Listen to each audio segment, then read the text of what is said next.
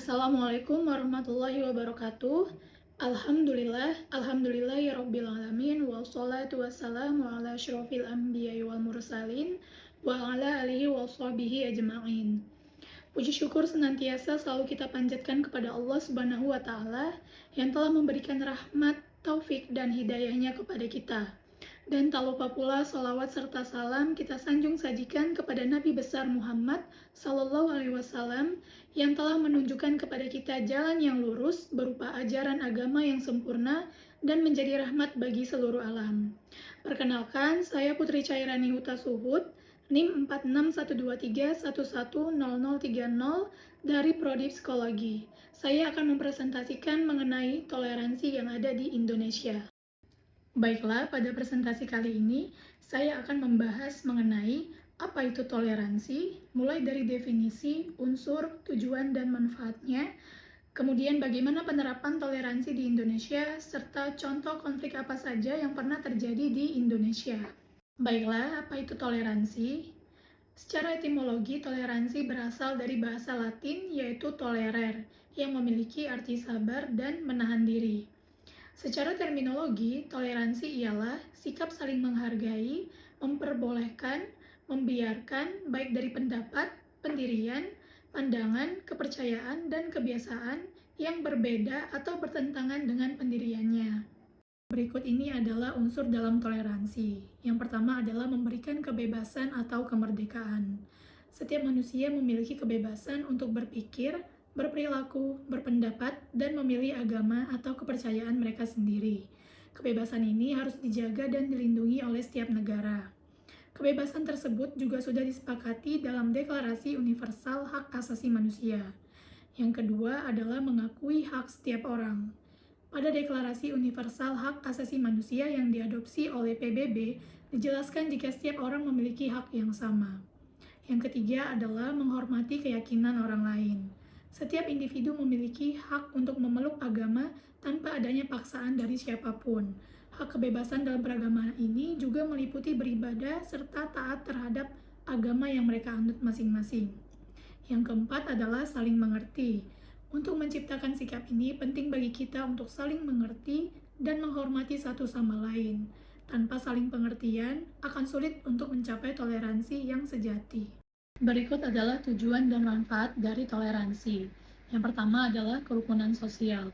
Toleransi menciptakan keharmonisan masyarakat untuk hidup bersama tanpa terpengaruh oleh perbedaan-perbedaan yang ada. Yang kedua adalah penghargaan terhadap keragaman. Dengan adanya toleransi, masyarakat lebih menghargai keberagaman budaya, agama, etnis, dan latar belakang lainnya. Yang ketiga adalah mencegah konflik sosial. Dengan memahami dan menghormati perbedaan, masyarakat memiliki kemungkinan lebih kecil untuk terlibat dalam konflik berbasis perbedaan agama, etnis, atau budaya. Yang keempat adalah penguatan persatuan. Dengan menghormati perbedaan, masyarakat dapat bekerja sama untuk mencapai tujuan bersama dan memperkuat identitas nasional. Yang kelima adalah pengembangan perspektif positif. Toleransi membuka pintu bagi individu untuk mengembangkan perspektif yang lebih luas dan positif terhadap dunia.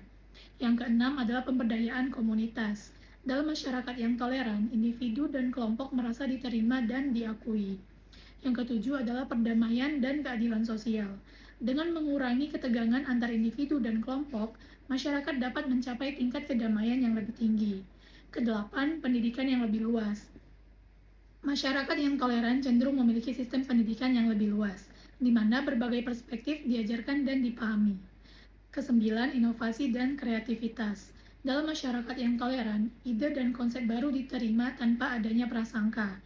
Ini menciptakan lingkungan yang mendukung inovasi dan kreativitas, karena setiap orang bebas untuk berkontribusi. Kesepuluh adalah pertumbuhan ekonomi. Masyarakat yang menghargai keberagaman dan berprinsip toleransi dapat menciptakan iklim investasi yang lebih baik, menarik berbagai bakat, dan mendorong pertumbuhan ekonomi yang berkelanjutan. Penerapan toleransi di Indonesia. Penerapan toleransi di Indonesia melibatkan berbagai aspek kehidupan masyarakat, termasuk dalam bidang agama, budaya, politik, dan sosial. Berikut adalah beberapa contoh penerapan toleransi di Indonesia. Yang pertama, kerukunan antarumat beragama. Indonesia memiliki keberagaman agama yang tinggi, termasuk Islam, Kristen, Hindu, Buddha, dan agama lainnya. Walaupun mayoritas penduduk Indonesia beragama Islam, toleransi antar umat beragama terus ditekankan dan dijaga. Yang kedua adalah dialog antaragama. Dilakukan berbagai kegiatan dialog antaragama untuk memahami dan menghormati keyakinan masing-masing. Dialog semacam ini menciptakan ruang bagi pemahaman yang lebih baik antar umat beragama. Yang ketiga, budaya gotong royong. Tradisi gotong royong atau bantuan bersama dalam masyarakat Indonesia menciptakan kerjasama di antara berbagai kelompok sosial dan etnis. Saat ada perayaan atau kegiatan bersama, masyarakat saling membantu dan mendukung satu sama lain tanpa memandang perbedaan. Keempat, media massa yang menghormati keanekaragaman. Banyak media massa di Indonesia yang mencerminkan keberagaman budaya, suku, dan agama.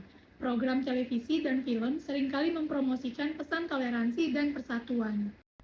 Yang kelima adalah pendidikan multikultural. Materi pelajaran di sekolah mencakup nilai-nilai toleransi dan kerukunan antarumat beragama.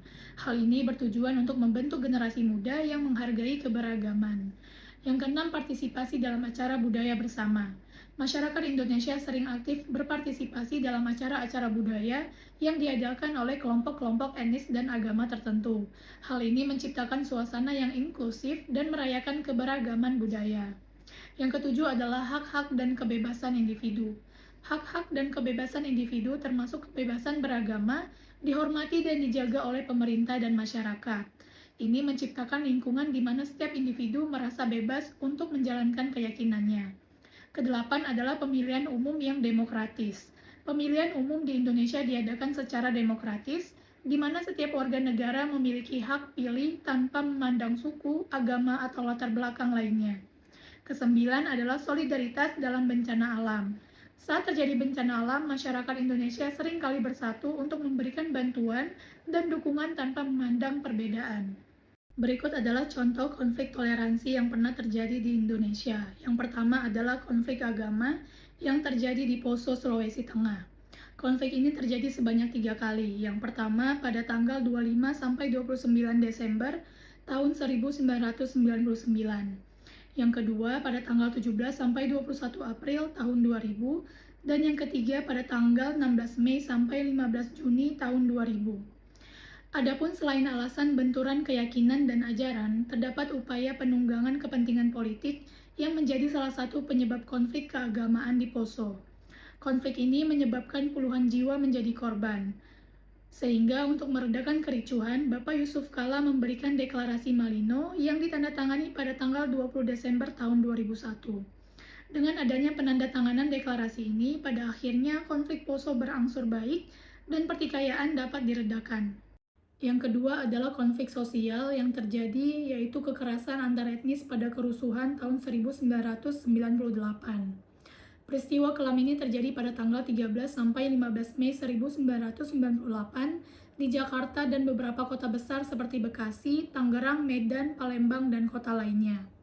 Kerusuhan ini diawali oleh krisis finansial Asia dan dipicu oleh tragedi Trisakti, di mana 4 mahasiswa Universitas Trisakti ditembak dan terbunuh dalam demonstrasi. Tewasnya 4 mahasiswa tersebut menambah amarah masyarakat.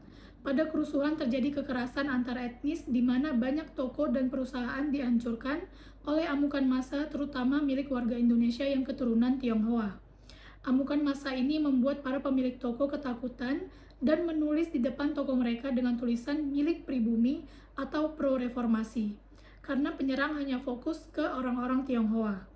Dalam kerusuhan tersebut banyak warga Indonesia keturunan Tionghoa yang meninggalkan Indonesia. Aksi seperti perusakan, penjarahan, dan pembakaran fasilitas umum pun tak dapat dihindari. Kerusuhan tersebut diduga mengakibatkan lebih dari 1.000 orang meninggal dunia. Hal ini pun mengakibatkan penurunan jabatan Presiden Soeharto serta pelantikan B.J. Habibie. Yang ketiga adalah konflik budaya yang terjadi di Sampit, Kalimantan Tengah. Konflik ini bermula sejak tanggal 18 Februari tahun 2001. Kerusuhan berawal saat terjadi pembakaran sebuah rumah Dayak yang menurut rumor, warga Madura lah yang menjadi pelaku pembakaran rumah Dayak tersebut. Sesaat kemudian, warga Dayak pun mulai membalas dendam dengan membakar rumah-rumah orang Madura. Situasi kericuhan antar suku Dayak dengan Madura diperparah dengan kebiasaan dan nilai-nilai berbeda yang dimiliki keduanya. dan pada akhirnya meluas menjadi perang antar suku.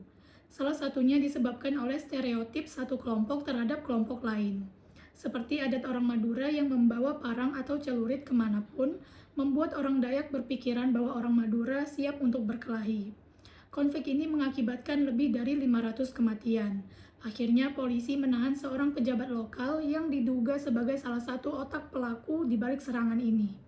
Konflik antar suku ini seharusnya bisa saja terhindari apabila kesadaran budaya telah tertanam.